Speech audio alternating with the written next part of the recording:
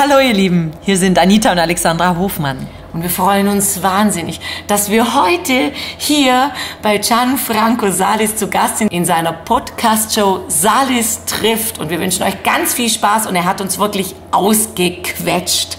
Oh ja, auf jeden Fall. Und hören könnt ihr das auf Spotify, iTunes und YouTube. Bis dann. Salis trifft.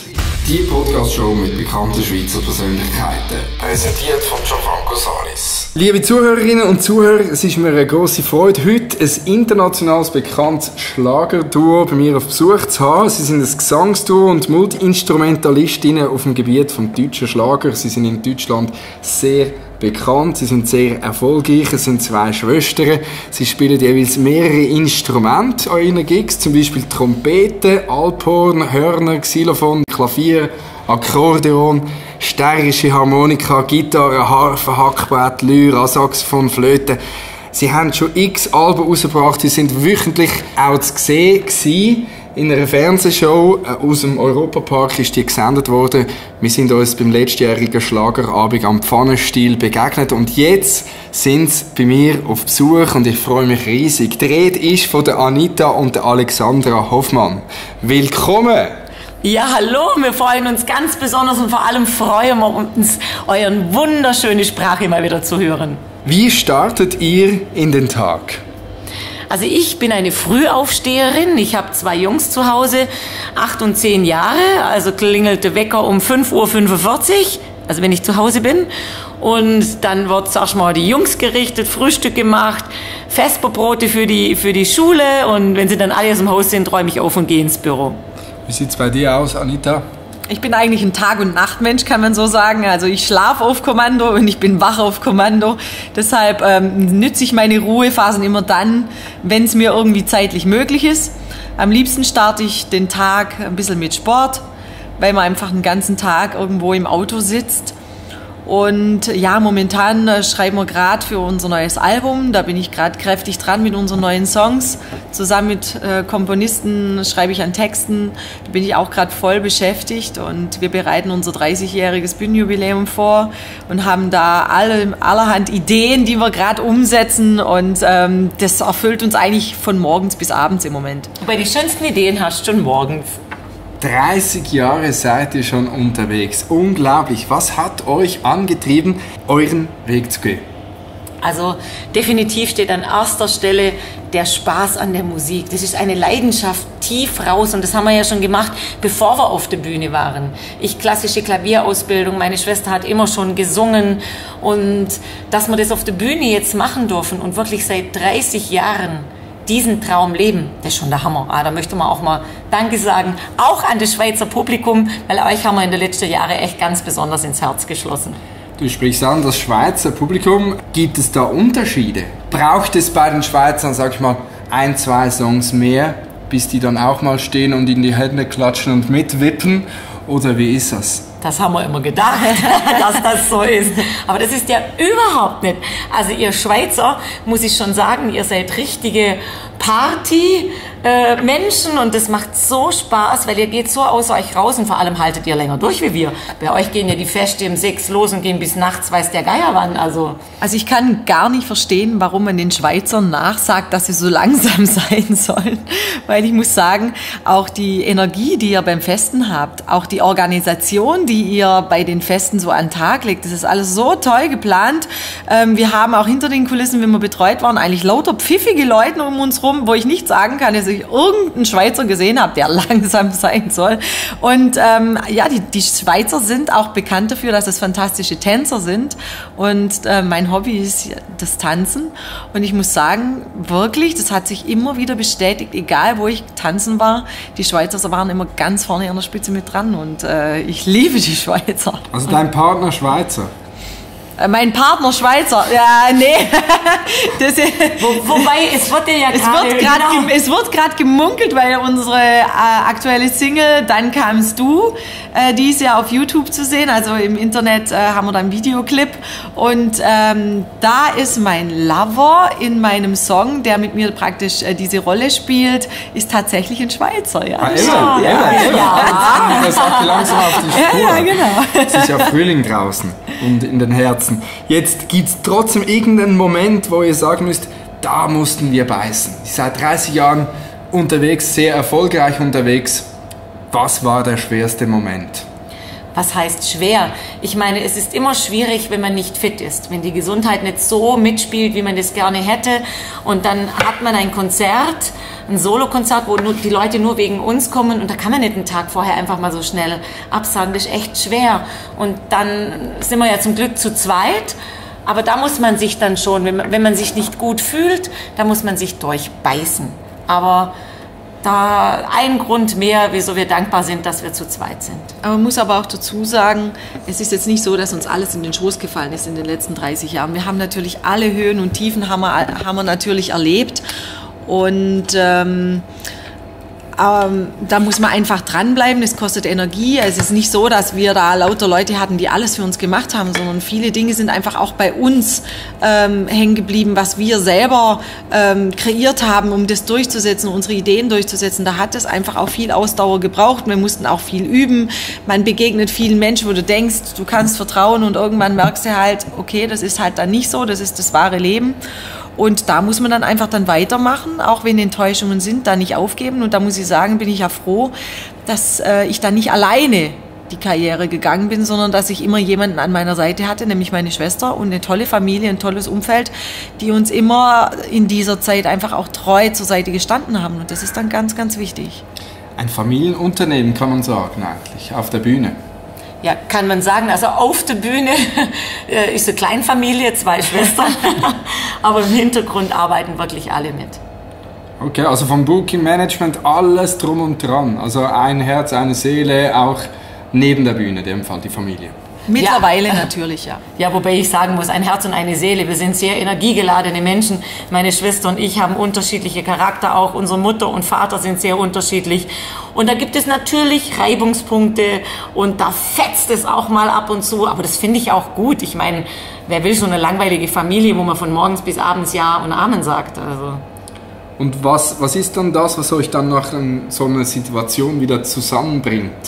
Ist es wirklich dann, dass man weiß, hey, wir haben zusammen das Baby, das wir seit 30 Jahren verfolgen und mit Passion, mit Leidenschaft auch ausleben dürfen, dass das einen auch vielleicht zusammenkittet? Es ist ja auf jeden Fall auch wichtig, wenn es mal Probleme gibt, dass man in einem Team ist, wo man einfach auch mal einen Druck ablassen darf. Und da haben wir eben Glück, dass wir nicht nur Geschäftspartnerinnen sind, sondern auch Schwestern, und mit Schwestern kann man einfach, also Geschwister untereinander können ganz anders miteinander umgehen und sich Sachen sagen direkter, als wenn es ein Fremder wäre.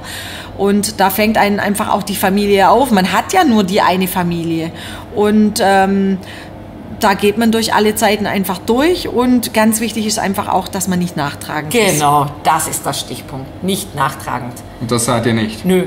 Nö, also es ist oft so gewesen, dann hat man sich vorgenommen, wenn man sich gestritten hat, mit dir rede ich jetzt eine Woche nicht mehr. Und nach einer Stunde hat man es eigentlich schon wieder diesen Vorsatz vergessen. Aber vor dem Vorhang ist dann das wieder vorbei, da geht man raus und dann ist man wieder ein Herz und eine Seele zwischen 2 Schwestern eigentlich. So lange hält es gar nicht, oder? Nee, aber ich muss aber auch dazu sagen, auch mit den Jahren wird man auch ein bisschen weiser, sagen wir mal so. Und wir wissen ja, wie der andere tickt und dass wir auch verschieden sind und dass die Ansichtsweisen von jedem ja auch komplett verschieden sind. Und wenn man den anderen ein bisschen versteht, kann man, auch wenn man jetzt sich vielleicht aufgeregt hat, dann weiß man einfach, okay, der hat es nicht so gemeint, er sieht es einfach aus einem anderen Blickwinkel, und dann geht es manchmal auch schon ein bisschen leichter mit dem Verständnis. Ihr seid sehr erfolgreich unterwegs. Ihr habt schon über 20 Alben rausgebracht. Was bedeutet euch Erfolg? Ich glaube, wir messen es gar nicht so am Erfolg, und ich glaube, man selber kann das auch gar nicht messen. Also wir freuen uns, das ist natürlich die Grundlage, dass wir unsere Leidenschaft leben dürfen, wenn die Leute nach wie vor zu unseren Konzerten kommen. Das ist uns das Allerwichtigste, und wenn ihnen die Titel, die wir aufnehmen, gefallen, und das gibt uns ja auch die Berechtigung, unseren Traum weiterzuleben, und solange wir das machen können, ist das für uns Erfolg. Was ist dann Glück? Glück ist einfach, wenn man Menschen um sich herum hat, wo man spürt, ich bin es dir wert. Und da muss ich einfach sagen, das zählt nicht nur für Freunde, sondern auch für Fans. Das sind auch Freunde, Menschen, die uns so viele Jahre begleitet haben. Und diese Wertschätzung, wenn sie dann auch zu den Konzerten kommen, über Jahre, wo du einfach auch spürst, wenn sie einem schreiben, wenn sie sich mitteilen, wie tief verwurzelt wir in denen ihren Herzen sind. Das ist unglaublich. Und da muss ich sagen, mit jedem Jahr, das vergeht, spüre ich da mehr Dankbarkeit. Was bedeutet euch Heimat? Das ist eigentlich das Allerwichtigste, weil wir sind so viel unterwegs und wenn man dann keine Wurzeln hat, wo man zurückkehren kann, eine Basis einfach, das wäre, glaube ich, nicht so gut für uns beide. Und da, wo wir herkommen, unsere Heimatstadt, obwohl es eine ganz kleine Stadt ist, Meßkirch, da fühlen wir uns einfach sehr, sehr wohl. Da ist unsere Familie, da sind unsere Freunde, da dürfen wir sein, wie wir sind. Da sieht man mich nicht nur als die Alexandra Hofmann, die im Fernsehen singt, sondern einfach auch als die Mama von meinen 2 Jungs. Und das ist für mich einfach ein tolles Gefühl. Du bist Mutter von 2 Jungs, wie ich Vater von 2 Jungs bin. Was kann man in deinen Augen von Kindern lernen? Alles. Alles. Also Nummer 1, kennen Kinder keine Vorurteile, wenn sie auf die Welt kommen. Da ist ganz egal, mit wem man spielt, was das Kind anhat, welche Hautfarbe ein anderes Kind hat, welche Sprache. Also manchmal gehen Kinder zusammen, die verstehen sich eigentlich gar nicht, der andere spricht eine ganz andere Sprache und die spielen einfach miteinander. Die sind, wie sie sind und die haben Augen für Kleinigkeiten. Die können sich noch mit Dingen beschäftigen, wo wir merken, dass unser Kopf immer viel zu sehr in der Zukunft ist und viel zu wenig im Jetzt. Und auch verbildet. Ja, okay, das bin ich von Haus aus. Also das habe ich nie verloren. Und für mich ist halt das Schöne, weil ich bin ein bisschen ein verrücktes Huhn und mache sehr viele Dinge gerne, die Kinder machen und jetzt muss ich mich nicht mehr so schämen, wenn ich irgendwo Rutsche runtergehe, weil als Mutter muss man ja ein gutes Vorbild sein. Anita, bei dir, wann trifft man dich mal mit einem Babywagen an? Wenn meine Schwester noch mal eins kriegt. Okay, alles klar. Bei welchem Produkt würde euch ein 200%iger Preisaufschlag am meisten stören? Alexandra. Am meisten? Ich habe jetzt eher gedacht, am wenigsten. Hätte ich jetzt gesagt, alles, was mit Tiere und Tierprodukten zu tun hat, bin ich gerne bereit, mehr zu investieren, wenn ich weiß, dass die Tiere gut gehalten sind und dass wir nicht nur irgendwelches manipuliertes Fleisch essen. Da bin ich dafür, mehr zu zahlen. Stören würde es mich, das kommt immer drauf an, Benzin, weil das trifft uns hart. Das trifft uns richtig hart. Wir sind 200.000 Kilometer im Jahr unterwegs und ja, wir sind dankbar, dass diese Spitzenpreise, die wir schon hatten, wieder ein bisschen runtergegangen sind. Bei dir, Anita? Das ist jetzt so wirklich eine schwierige Frage. Ich denke mal die Grundlebensmittel. Aber ich sage jetzt mal so ganz grob im Alltag, wenn man fliegt mit dem Flugzeug und dann muss man durch die Schranke, darf nicht mal ein Wasser mitnehmen, weil das könnte ja explodieren. Und dann hinter den Schranken nicht mal einen Schluck Wasser irgendwie zu normalen Preisen, sondern da hauen sie dann die Preise so drauf, dass sie sagt, das ist echt unfair. Was heißt es für dich, Alexandra, mit dem größtmöglichen Vergnügen 50 € auszugeben? Also wenn ich mir einen bleibenden Moment schaffen kann, also das heißt, ich gehe mit meiner Familie einen ganz besonderen Abend machen oder ich sehe was, wo ich weiß, dass wenn ich das jetzt in meine Wohnung stelle, dass mir das jeden Tag eine Freude macht, dann glaube ich, sind 50 € gut investiert. Bei dir, Anita? Also da kommt bei mir wahrscheinlich jetzt gerade, weil es aktuell ist, so ein Thema. Ich habe jetzt gerade so eine ganz tolle Aktion von DKMS. Wir haben einen kleinen Jungen, der heißt Arda und der hat vor ein paar Wochen, hat eine Arbeitskollegin von der Mutter uns angeschrieben auf Facebook, ob wir ein bisschen Promotion, also ein bisschen Werbung machen können, weil die eine Typisierungsaktion in ihrem kleinen Heimatort haben. Und dann, das war gerade mein erster Urlaubstag, und habe ich gesagt, du, da komme ich persönlich hin und unterstütze euch da. Und da haben wir Typisierungsaktionen gemacht und in diesem kleinen Mini-Ort haben wir es wirklich geschafft, 3000 Typisierungen zu machen und wirklich viel Geld zu sammeln. Und da kostet eben eine Typisierung 25 bis 50 €, je nachdem. Und Und das sind dann praktisch dieses Geld, wo ich sage, da kann man viel Leben einfach retten. Und wir haben an meinem Geburtstag kam die Nachricht, dass wir jetzt einen Spender gefunden haben. Und da muss ich sagen, da kommt bei mir jetzt dieses Geld eben, erinnert mich jetzt eben an diese Aktion, weil wir es einfach durch diese Aktion geschafft haben, durch das, dass viele Menschen dieses Geld investiert haben, haben wir es geschafft, dass dieser Junge weiterleben kann. Und da freue ich mich so wahnsinnig, dass ich gesagt habe, ich bin hüpfend durch den Raum gegangen und war den ganzen Tag so happy an meinem Geburtstag und habe gesagt, das war das schönste Geschenk, das man mir hätte machen können, diese Nachricht. Indem du jemandem Glück und sein Leben geschenkt hast, so mit dieser Aktion, also Respekt. Das ist halt gerade ganz aktuell. Und ein sehr schönes Beispiel, wie ihr eigentlich wirklich mit Herzblut euren Traum lebt, auch neben der Bühne. Also einerseits habt ihr ja Spaß, ich habe euch ja erlebt auf dem Pfannenstiel, ihr seid mit so einer Power auf der Bühne, Wahnsinn. Und jetzt höre ich Geschichten, wie ihr eigentlich wirklich auch eine Berufung habt, Leuten Freude zu schenken. Ja, auf jeden Fall. Und ich meine, wir haben das Glück, wenn wir irgendwo eine Aktion ausschreiben, dass dann die Leute einfach dann auch vermehrt kommen. Und wenn wir da mit unserem Namen einfach helfen können, dass halt nicht nur 300 oder 500 kommen, sondern 3000, da freuen wir uns natürlich wahnsinnig. Wenn ihr für 30 Sekunden die ganze Aufmerksamkeit der Erde hättet, was würdet ihr machen? Ich würde ganz tief mal mit allen durchatmen und einfach sagen, fühlt euch in euch rein, und wenn ihr selber mit euch zufrieden seid und den anderen Menschen ein bisschen was gönnt, euer eigenes Ego auch ein bisschen ausschaltet, dann hätten wir 98% aller Probleme nicht mehr. Und jetzt die Frage auf der Hand, was wäre anders, wenn die Welt von Frauen beherrscht würde? Auf der einen Seite würde wahrscheinlich viel, viel mehr geredet werden. So ein Mann ein Wort, eine Frau ein Wörterbuch. Aber manchmal denkt die Frau vielleicht einfach auch ein bisschen anders. Und ich muss sagen, da erinnere ich mich jetzt gerade dran, wir waren zum allerersten Mal mit der Stefanie Hartl letztes Jahr auf Frauenpower-Tour. Und da waren wir auf der Bühne nur Frauen. Also es war die erste Tour, wo wirklich nur Frauen waren, außer die Technik. Und da waren die Themen einfach ganz andere, viel tiefgründiger, offener. Es war wirklich keine Zicke dabei. Und ich muss sagen, das war schon ein tolles Erlebnis, aber ich finde es jetzt nicht zwingend notwendig, dass jetzt nur die Frauen das Sagen haben auf der ganzen Welt. Also ich finde die Mischung schon ganz gut. Ich glaube aber trotzdem, dass uns Frauen dieses Machtsymbol nicht ganz so wichtig ist. Das liegt uns einfach nicht so in den Genen wie den Männern. Und ich glaube, dass Frauen, wenn ich das jetzt so sagen darf, ohne mir jetzt alle Männer als Feinde zu machen, dass Frauen ein bisschen sanfter regieren würden. Definitiv. Ich denke, Frauen sind ja von der Venus und wir vom Mars. Ja, ich habe das Buch gelesen. Okay, und von Mario Barth habt ihr auch schon die Bücher gelesen mit Deutsch Frau, Frau, Deutsch? Ja, klar. Ja. Stimmt leider. Was sagt ihr dazu?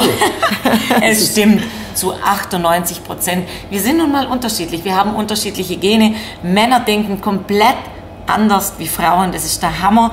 Und wenn man sich da noch ein bisschen reinliest, ist es eigentlich ein Wunder, dass Mann und Frau dann doch heiraten. Aber das ist ja dann der Mix, der die Evolution dann auch dann schlussendlich ausgemacht hat, oder? Das ist wahrscheinlich auch der Grund, warum meine Schwester und ich 30 Jahre lang ausgehalten haben, weil wir so verschieden sind. So wie Mann und Frau verschieden sind, sind wir beide auch verschieden. Und das macht es wahrscheinlich dann aus. Und wenn man das zusammentut, diese Puzzleteile, dann gibt es auch ein schönes, großes Ganzes. Ihr seid verschieden, ihr geht wahrscheinlich auch verschieden mit der inneren Balance um, oder wie kann ich das verstehen? Also ihr habt einen randvollen Terminkalender in Deutschland, Österreich und der Schweiz. Seid ihr überall unterwegs, von großen Bühnen über Fernsehshows, über Open Air und. Wie findet man die innere Balance bei so einem durchorganisierten Programm? Also ich selber mache sehr, sehr viel Meditation. Das hilft mir wahnsinnig, vor allem wenn drumherum die Welt zusammenfällt, weil mal wieder alles knapp ist, viel Arbeit für zu wenig Zeit, Vorbereitung, meditiere ich auf jeden Fall 2-mal am Tag und habe mir da ganz tolle Atemübungen zurechtgelegt. Und da muss ich sagen, mit so noch ein paar Tricks so nebenher, die man sich so angelernt hat, komme ich da auch mit ganz wenig Schlaf fit, mit hohem Energiepegel durch. Und bei dir? Und bei mir ist es so, dass ich, wenn ich viel im Auto sitze, dann brauche ich das unbedingt, ein bisschen Sport zu machen. Und ich lasse auch daheim oder wenn ich im Auto bin, eigentlich kaum Musik laufen. Ich habe ganz viel, einfach auch die Ruhe brauche ich dann auch. Und das sättelt mich dann. Und Dankbarkeit. Also ich merke auch, mit jedem Jahr, das vergeht, setze ich mich auch in meinem Heimatland, sage ich jetzt mal, in meinem Ländle ein, einfach für andere, mache mir Gedanken, wie könnte man manche Dinge einfach verbessern. Und ich weiß, ich merke schon langsam, es nimmt so Struktur an, wo ich einfach merke, ich möchte gewisse Dinge einfach verändern, weil mir gewisse Themen wichtig sind. Da ist zum einen eben gerade so ein Thema wie DKMS mit dem ARDA. Wenn du dann einfach dann merkst, dass es was gebracht hat, diese Energie, die du da reingelegt hast, dieses Feedback, diese Dankbarkeit, dieses Schön, dass es dich gibt und danke, dass du dich da dafür eingesetzt hast und wir haben Erfolg damit dann einfach und können anderen damit helfen. Das ist etwas, das gibt mir so viel Kraft und Energie, dass ich einfach immer sage, geteiltes Leid ist halbes Leid und geteilte Freude ist doppelte Freude. Und das ist einfach Energie pur. Und das wäre wahrscheinlich auch im Film der Inhalt, wenn man einen Film über euer Leben drehen würde, dann wäre dieser Moment drin von dem ARDA. Das war für mich, muss ich sagen, ein ganz besonderer Moment, weil es wirklich ein ganz kleiner Ort war. Und in dieser Halle war 40 Meter draußen eine Menschenschlange den ganzen Tag, weil so viele Menschen da waren, dass die gar nicht mehr in die Halle reingepasst haben. Und das Interessante war, dieser Junge, das ist ein Türke. Und der hat im Fußballverein dort gespielt. Und der hat praktisch, da haben sich Leute eingesetzt, egal ob jung, ob alt, ob Deutsche oder Ausländer. Es war einfach eine Einheit. Und das ist mein Traum, dass es keine Rolle spielt, wer du bist oder was du bist, dass man einfach alle zusammenhalten. Weil wenn das die Leute kapieren, dass sie dann viel mehr erreichen können, als wenn man immer nur dem Nachbarn neidisch ist, sondern dass man einfach zusammenhält. Was Schöneres gibt's einfach nicht. What a word. Welche Momente sollte der Film dann auch noch enthalten? Also wenn jetzt von euch ein Film gedreht würde, dann wäre es sicher erstmal ein Kassenschlager und dann welche Sachen kämen vor? Welche Situationen? Von unserem Leben. Genau. Also ich glaube, dass man vor allem dieses Schwestern-Dasein, ich meine, das ist ja das, was Tag und Nacht kribbelt. Also auf jeden Fall viel Lachen, weil das passieren einfach bei Menschen, die so verschieden sind wie wir beide, ist es so wie bei Mann und Frau, da muss man ja auch lachen, wenn man so gewisse Dinge, wo man sich selber wiederfindet. Und so ist es bei uns beiden auch. Es gibt einfach viele Dinge, wo man einfach nur lachen kann. Wie seht ihr euch in 10 Jahren? Also wir planen immer 3 Jahre im Voraus und da setzen wir uns Träume, die wir erreichen möchten. Also jetzt gerade fängt unser Jubiläum demnächst an, 30 Jahre und wir machen wieder eigene Tourneen und da setzen wir unsere Träume um. Und in 10 Jahren wünsche ich mir von ganzem Herzen, dass das Publikum noch genauso viel Bock auf uns hat wie jetzt und dass wir noch genauso viel Feuer und Leidenschaft haben wie jetzt. Da bin ich sehr, sehr zuversichtlich, weil der Power, der ihr auf die Bretter legt, ist gewaltig. Jetzt nochmal ein bisschen ein ernsteres Thema. Was ist in euren Augen die größte Bedrohung für die Menschheit? Ich glaube, dass die größte Bedrohung ist die Unzufriedenheit. Wenn die Menschen mal wieder bewusst werden, für was man alles dankbar sein kann, was wir eigentlich alles haben und nicht, was wir alles nicht haben. Ich glaube, dann hätten wir 80% weniger Probleme, das eigene Ego nicht ganz so wichtig nehmen, kleines bisschen auf den Nachbarn schauen, das wäre der Hammer. Ein bisschen weniger Druck sich auch zu machen. Man fühlt sich den ganzen Tag irgendwie, wie wenn man gejagt ist. Zeitdruck, Erfolgsdruck, Druck im Geschäft oder in der Schule. Das fängt ja schon in der Schule an, dass sie Burnout haben, weil sie mit dem ganzen Druck nicht mehr klarkommen. Und da würde ich mir einfach wünschen, dass es einfach alles ein bisschen relaxter ist, weil das muss ich sagen, das war früher, denke ich, schon ein bisschen anders, dass alles nicht so schnelllebig war, sondern man hat einfach ein bisschen mehr Zeit einfach auch gehabt. Wie sieht bei euch ein gelungener Feierabend aus? Ich meine, jetzt geht ihr dann erst arbeiten und dann erstmal, wann habt ihr Feierabend und wenn er dann mal da ist, wie sieht es dann aus? Das ist so schwierig zu pauschalisieren, weil jeder Tag anders ist. Und wir auch nicht jeden Tag abends auf der Bühne stehen. Mal haben wir Fernsehaufzeichnung, mal haben wir morgens Aber Feierabend ist für mich, wenn ich den Kopf komplett bei mir habe und wenn ich meine Familie genießen kann. Das ist für mich der perfekte Feierabend. Wenn es jetzt dann noch im Sommer, also wir haben auch teilweise mal Konzerte, da schaffen wir es wirklich um 18 Uhr daheim zu sein und dann ist schönes Wetter, dann machen wir Stockbrot am Lagerfeuer, schauen in den Sternenhimmel rauf und das ist für mich der perfekte Feierabend. Wie gesagt, es braucht nicht viel, um glücklich zu sein. Man muss einfach nur die richtigen Menschen um sich haben, ein bisschen Zeit und dann einfach den Moment genießen. Und aufmerksam durchs Leben gehen. Was möchtet ihr den Zuhörern noch sagen? Den ZuhörerInnen und außen? Also unser aktuelles Motto ist Hautkontakt. Und das finden wir ein sehr wichtiges Thema, weil vor allem Menschen, denen es nicht so gut geht oder wenn jemand sich einsam fühlt, und das sind mehr, wie man denkt, die freuen sich einfach, wenn ihnen jemand die Hand auf die Schulter legt oder wenn man mal ein freundlicher Händeschlag, ein Lächeln dem anderen gegenüber. Deshalb finden wir Hautkontakt so wichtig, dass einfach die Menschen nicht vereinsamen.